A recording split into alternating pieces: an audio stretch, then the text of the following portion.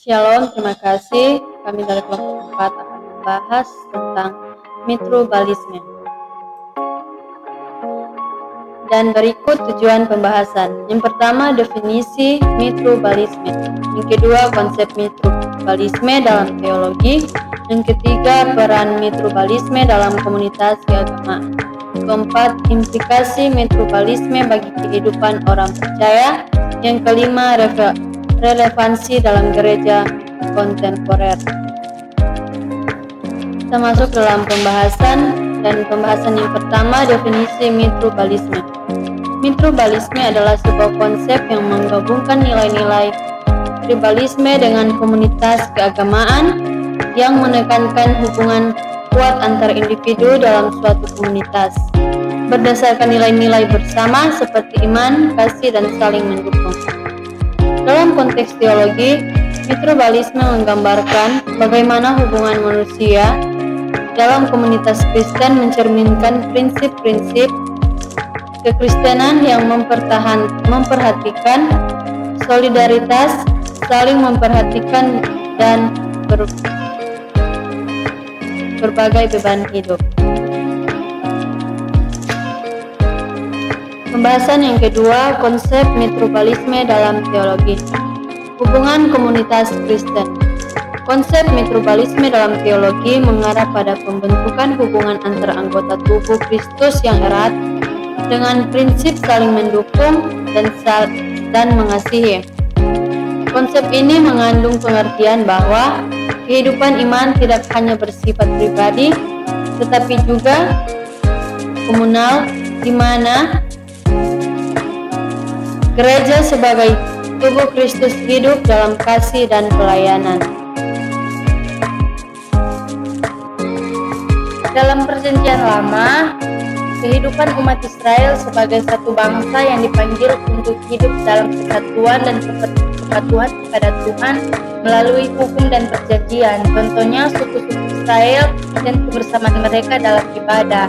Ayat referensi Imamat 19 ayat 18, kasih kepada sesama sebagai bagian dari Tuhan. Dalam Perjanjian Baru, gereja sebagai tubuh Kristus yang terdiri dari berbagai anggota yang memiliki peran masing-masing, namun dipersatukan oleh Roh Kudus untuk melayani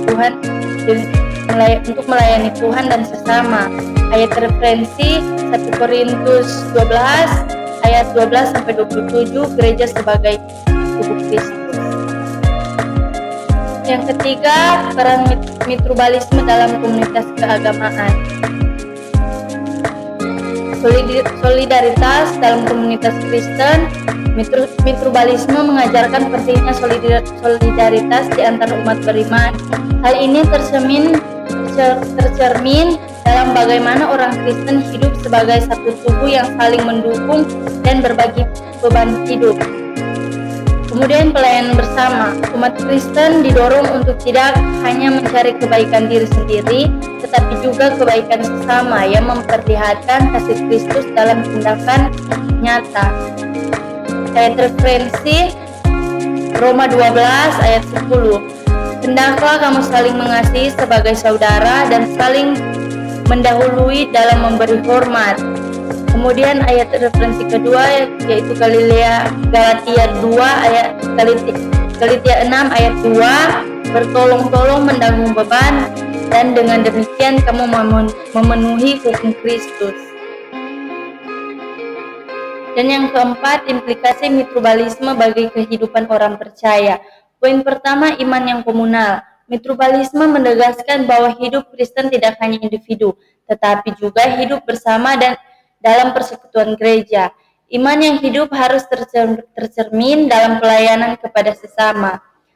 Poin kedua, kesaksian Kristen di dunia. Dalam dunia yang semakin individualistik, mitrobalisme memberikan tantangan untuk hidup bersama dalam kasih dan pelayanan. Kehidupan iman yang hidup mencerminkan kasih Kristus kepada dunia. Ayat referensi Yohanes 13 ayat 34 sampai 35. Aku memberi perintah baru kepadamu, yaitu supaya kamu saling mengasihi. Ayat referensi kedua yaitu 1 Yohanes 4 ayat 7 sampai 8. Kasih adalah dari Allah Setiap orang yang mengasihi lahir dari Allah dan mengenal Allah. Yang kelima, relevansi mitrobalisme dalam gereja kontemporer. Gereja sebagai komunikasi yang terbuka. Gereja harus menjadi tempat di mana anggota-anggotanya saling mendukung dalam iman, terutama di tengah tantangan sosial dan spiritual zaman modern. Tantangan dalam masyarakat modern. Dalam masyarakat yang semakin sekuler dan terfragmentasi, mitrobalisme memberikan perspektif penting untuk membangun kembali solidaritas dalam gereja dan di luar gereja.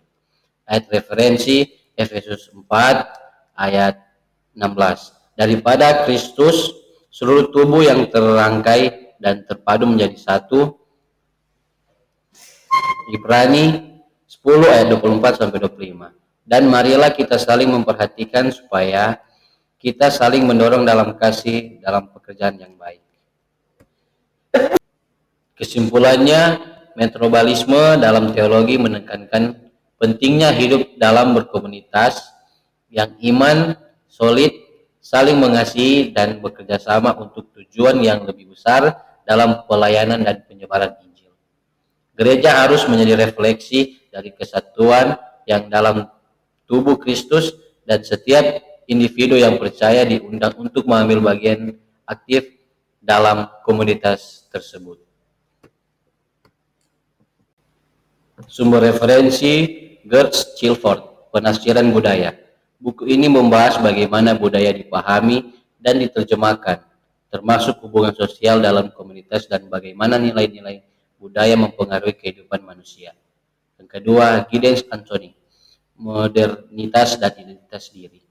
Buku ini membahas bagaimana modernitas mempengaruhi identitas individu dan hubungan sosial dalam masyarakat, dengan fokus pada perubahan dalam masyarakat dan dampaknya terhadap kehidupan individu. Yang ketiga, Reich and T, Perjanjian Baru dan Umat Allah. Buku ini memberikan wawasan tentang konteks, historis dan sosial Perjanjian Baru, serta bagaimana gereja perdana membentuk komunitas berdasarkan iman kepada Yesus Kristus. Sekian dari presentasi kami. Terima kasih. Shalom. Shalom.